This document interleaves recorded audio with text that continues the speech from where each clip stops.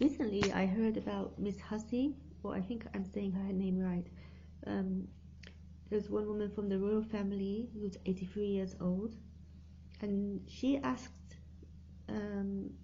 one woman who was African origin, but she was British apparently, but African origin, black woman, who was wearing African clothes.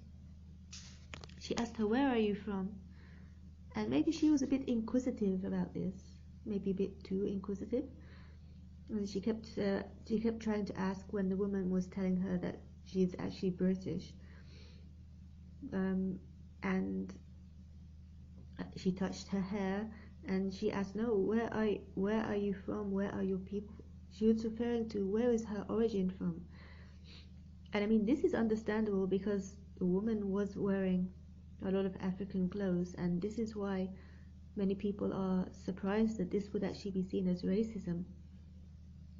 So I I thought to speak about this from the perspective of Islam and how we can relate to different cultures, because even amongst Muslims and other people there are clashes, and some of the solutions to these things are in the Quran and the Sunnah of the Prophet sallallahu alaihi wasallam. The Prophet sallallahu alaihi wasallam, he taught us not to judge other people and to see humanity as equally and one, but also how to deal with others. So I want to talk about these things. Firstly, there's an ayah in the Quran in Surah Hujurat. It says that the translation tells us that we have created you in nations and tribes in order to know one another. So the whole purpose of having these differences, these cultural differences, and the differences in appearance, colors, and languages, and places and cultures, and these differences in the nationalities and so forth. The whole reason we have these is because Allah says that He created these differences that we can know one another. But it doesn't mean that, when we say that to know one another, it doesn't that mean that we should learn about the other cultures. And this involves asking sometimes as well. For this reason, I don't see anything wrong with what this woman did. She was just asking, where are you from? And this is actually a very normal question. And when people are learning, for example, English, or learning a language, one of the first questions they ask, one of the first questions they learn how to ask in English or in any language is asking about someone's origin. Where are you from? And many of us are asked this question. I'm all the time being asked this question wherever I go. When I'm in England, I'm asked where am I from, because I wear the hijab. And sometimes there is discrimination, because when people wear hijab, for example, for us Muslim women who happen to be white and happen to be from the Western world, sometimes we are told to go back to our countries. And this is insulting, and this is one of the barriers to getting along with other cultures and other people. Being told, it's one thing to ask about someone's country and culture, but it's another thing to tell them to go back to their country. This is actually very insulting, and this is one of the main problems and issues that I find when dealing with other people and cultures. It's like not being accepted, and it's not being understood, and it's also, like I said, being told just to go back to your country or to your place, as if we have a specific place. For example, when we are in England, we are from, someone like me is actually from England, but we're told to go back to your country without anyone knowing exactly where that is. So, I just used to laugh about this, because I was thinking, okay, where am I going to go? So I was just laughing about that. But then in other places, in the Middle East, if I'm told, why are you here? Don't you want to go back to your country? In these cases as well, it is kind of insulting. It's like you're not being accepted, and also you're being judged. People are not taking the time to know you or find out why you are there or accept you. And one of the main needs of people is to feel accepted as part of people, as part of a group of people. And the Prophet ﷺ taught us that when a person has been with a group of people or a nation or another culture or place for 40 days, he's become one of them. So after that time, there's really no need to just keep asking people, why are you here? Don't you want to go back to your country? The thing is, if someone wants to go to their country, I'm sure they can go. They don't actually need to be told that. So yeah, this is the difference between someone asking about someone's culture to learn, which is actually something good and something that's praiseworthy, and in Islam this is something good to learn and make an effort to learn about someone's culture. And the difference is they can, by time, this will help someone to accept other cultures or to understand others. And asking is a lot more acceptable and better than telling someone something. This is what I've been trying to explain in all the things I've just been saying right now. Because, so many times we're told about ourselves. We're told, you should go back to your country. We're not asked, do you want to go back to your country? We're not asked, why are you here? Do you have a good reason? What are you doing here? What do you study? Do you work? Do you do something? Or are you escaping from some problem in your country? Why are you here? I mean, asking someone, there's no harm in that. I mean, but they can obviously refuse if it's something personal and they don't want to talk about it. But asking is far better than actually just telling someone, just go back to your country, or telling someone that you people in your country do this and you are like this. This is not learning about the country and the culture. It's telling someone and judging them. And there's a big difference. And all the time, I find that this is actually a big insult. When I deal with people from other countries and cultures, and you have people telling you how you are, but they're not asking you, they're not trying to learn something, they're just trying to tell you how you are. And the problem is that you are probably not that way. Maybe there are some people in a specific country that maybe are that way, but not all of them. So this is the problem that I find when dealing with some people in other cultures. For example, being a Western person and talking with Middle Eastern people or any other culture. Sometimes ideas and stereotypes and prejudices come up, and these could be eroded and they could be gotten rid of if we had a better communication and we were able to ask more and not just judge people and not just tell people or just assume things about people, that if you are from England, that means you are a bad person, and it means that you do this because we saw on the television. So it means that you are like that. Or they tell you that you and your people. And I'm sitting wondering that me and my people, what people are they? Aren't you my people too? Because, we are the same religion actually, for me and other Muslims, whether they're from the Middle East or Africa or Asia or any place, then they are other Muslims and I am a Muslim. So I don't know why that I have to be told that your people. I'm wondering, who are these people? Strange people, I don't know. So this is one of the main issues. I think that this woman, she was just trying to ask and try to learn, but the problem is that this other lady took offense, and she felt that she was being insulted. And in a way, I can understand that, because there are people who do ask questions, and it's not to learn about another culture.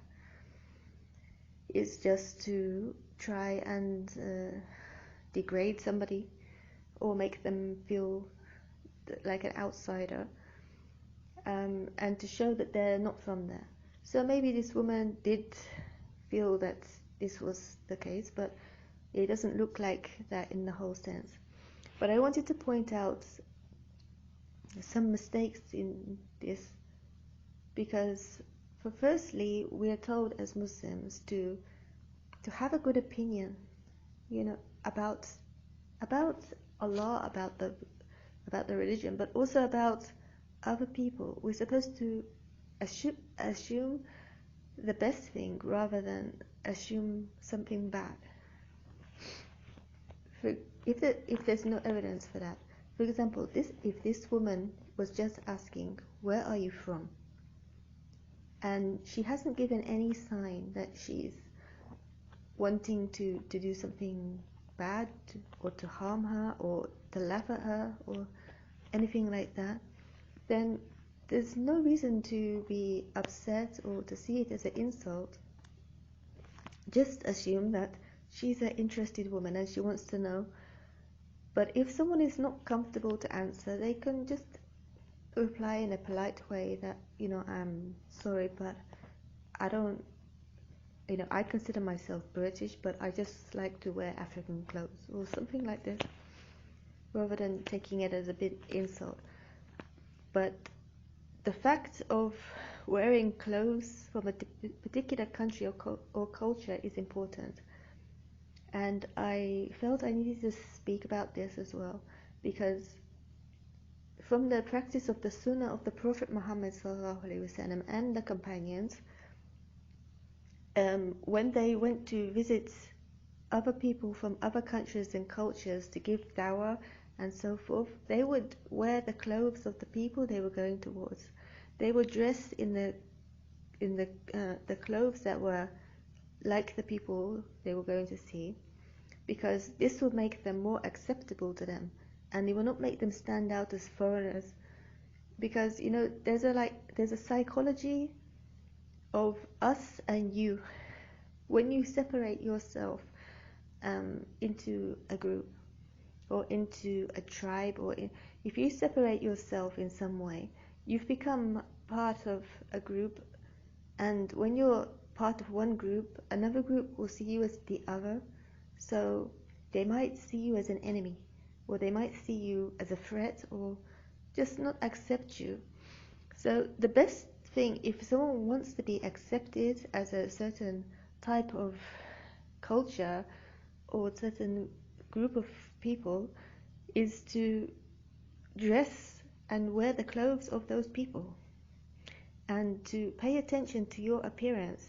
Because, for example, it makes logical sense that if someone's wearing the clothes of Africa, we are all going to assume that they've just come from Africa. Even, maybe we will assume that they came from Africa just now, or not so long ago. So if someone wants to appear British, if someone's saying that they were born in England and they want to be seen as British, they don't want to be seen as African, then it's kind of contradictory to wear African clothes, unless there's an event that needs that. For example, someone is the head of some sort of organization for African people, and someone is representing or showing designer clothes for African people.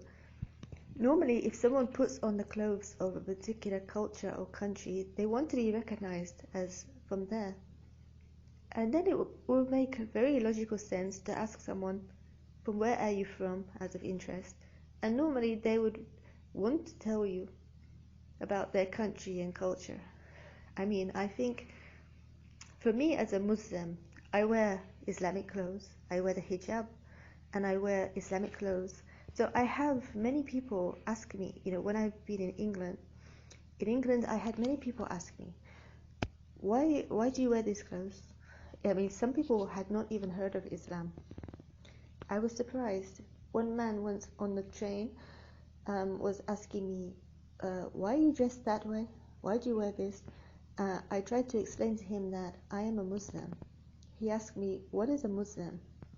So this opened the doors to teach this man something about Islam. To tell him that there is a religion called Islam. He had not heard of it. He was foreign.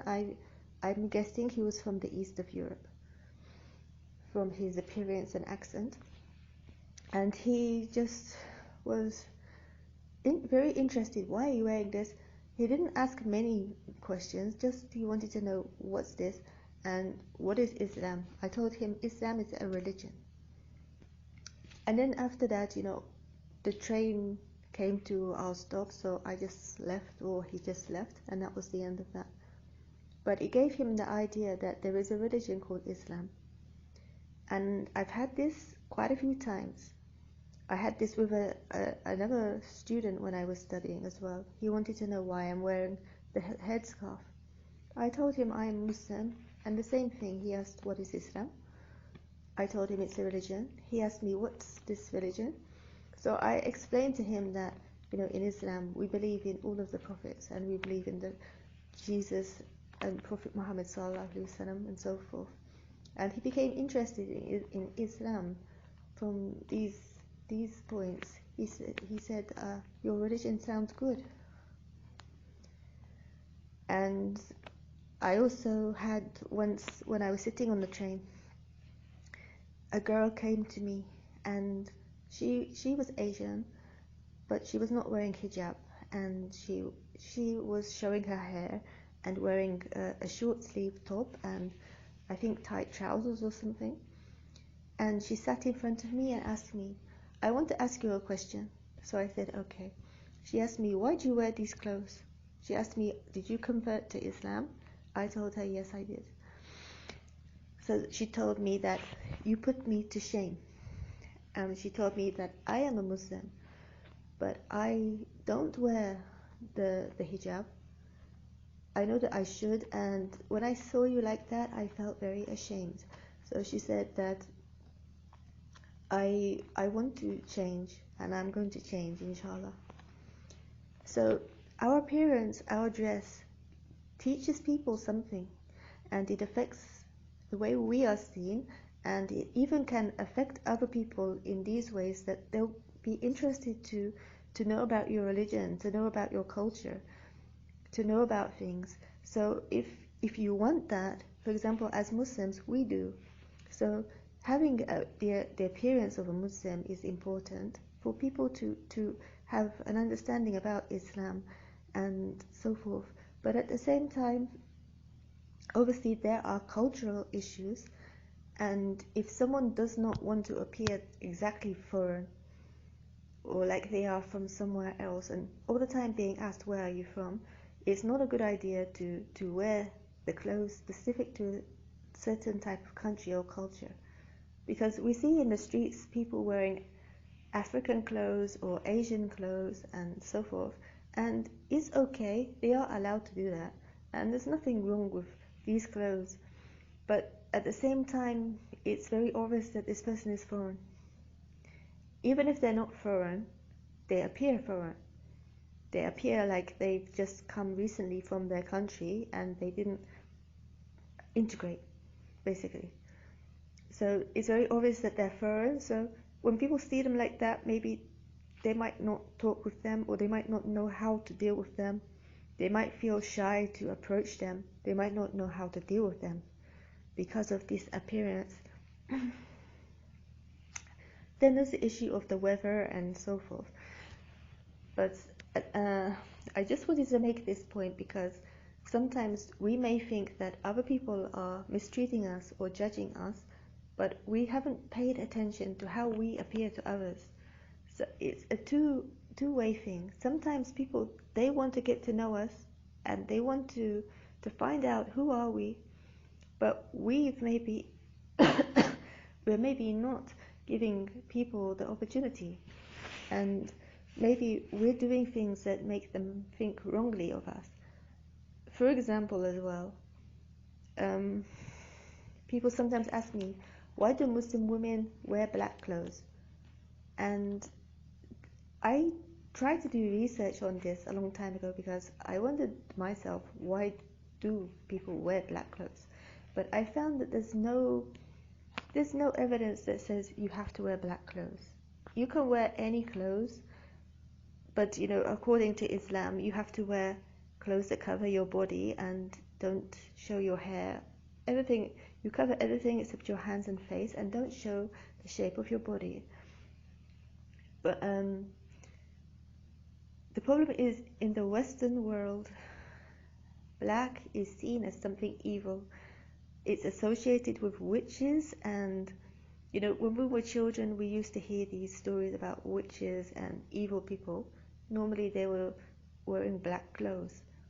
So yes, it's not right to see people as bad because they're wearing black clothes, but at the same time, if people are aware that in this culture there's this idea that black clothes mean this, it's kind of a good idea that maybe try to just lighten it a little bit. Maybe wear grey, or maybe wear dark blue, or maybe wear white, or maybe there's many other colors. It's okay to wear black, but then maybe you need to explain more about if people are suspicious about why someone is wearing all black. It needs more explanation. So obviously this means that people have to be more patient with questions and being able to answer them in these times. So I just wanted to make these points, and I wanted to point out as well that in Islam,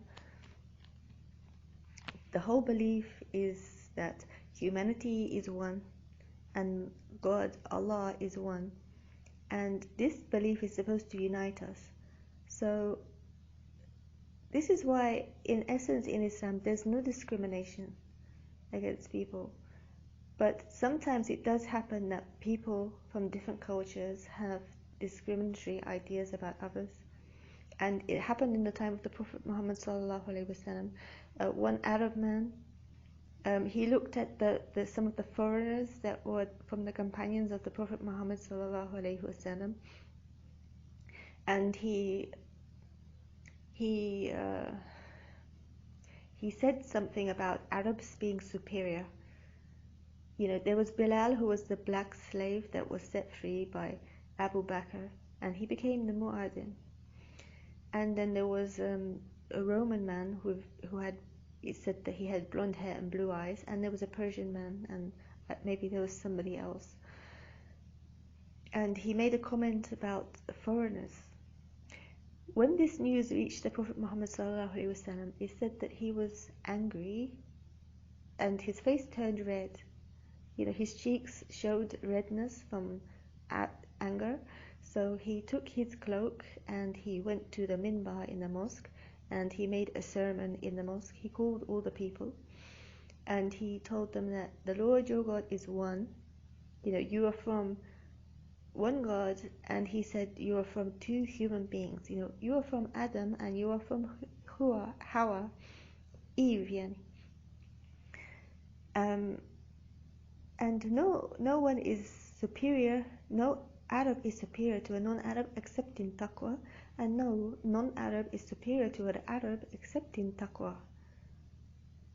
So he just informed people that there's no superiority between people. And he said something important. He said an Arab is the one who speaks Arabic. And we can take a lesson from this, that people, if they're speaking the same language as us, and obviously the more people are like us, like for example, someone speaking the same language as us, they are dressed similarly to us, and maybe they eat the same food as us, they are from us. They are from that country. They are, whether they look black, whether they look white, maybe they're in an African country, for example.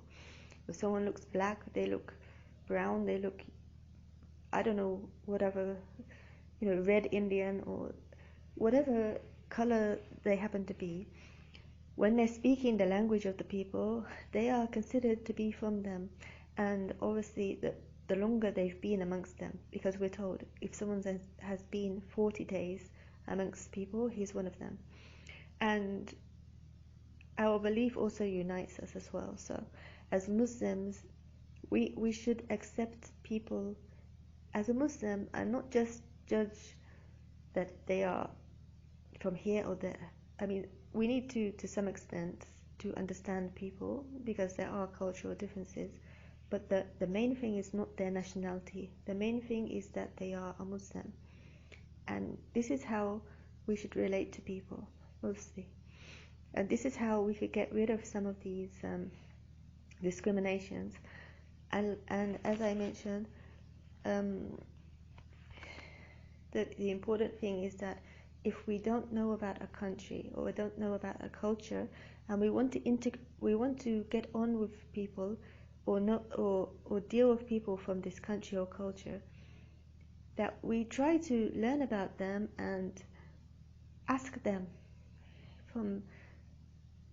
about themselves and their culture, because within one country as well there are many types of people and types of behaviors. So for me, I find it insulting if someone tells me that I'm from England, that means I must have done bad things before or must be doing them now. And for example, if I marry someone, I would cheat my husband because they hear that in England people do that. Or they say that English people are cold. I find all of this insulting, to be honest. And even I have Irish ancestors. I get told that, well, Irish people, they are like this. The problem is that I wish that someone would just ask, am I like that? Or are all people like that? Or just ask, what do you think? What do you do? Would you do this in that situation? Would you cheat your husband? Would you ever think to do that as a British person? I would rather somebody asked me to get to know about the culture than just to judge according to other people or other stories that they heard. And I think that many other people are the same from any culture or country. I think most people, they want to be understood in the correct way, and they don't want to be judged, and they don't want to be misunderstood or all the time, seen as other or something inferior or something different.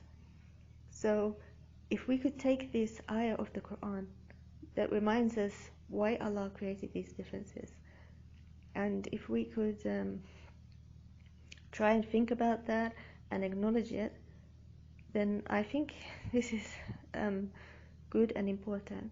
And I wanted to just say as well that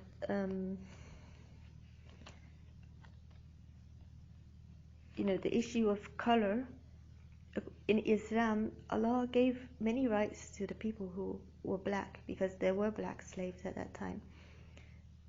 Islam set free many slaves, but gave them not just set free, but gave them a position. For example, Bilal, who I mentioned before, he became one of the most important followers of the Prophet ﷺ. So he was given a good position, because in Islam, people are not judged by their color. Someone who is African or Asian, they are a Muslim. We just see them as a Muslim. Brown, black, white, or anything. And even there was one hadith that really impressed me, about one woman. He said that she was a black woman as well, and she used to clean the mosque of the Prophet ﷺ. When she died, people did not, the companions did not see it as very important to give her proper burial, Maybe because she was poor, or maybe because she was a slave. I'm not sure the exact reason. But the Prophet ﷺ, when he heard, when he did not see her, he asked about her. And when he heard that she died, he asked, "Why did you not tell me?" And he went to her grave to pray specifically for her, to give her, because she had given her life to cleaning the mosque, and she deserved respect. The Prophet ﷺ taught us not to judge people, whether they're poor, or whether they're a slave, or whether they are black, or whether they are something.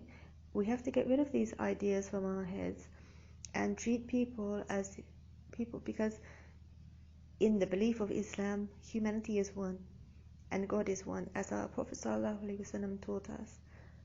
And we just have to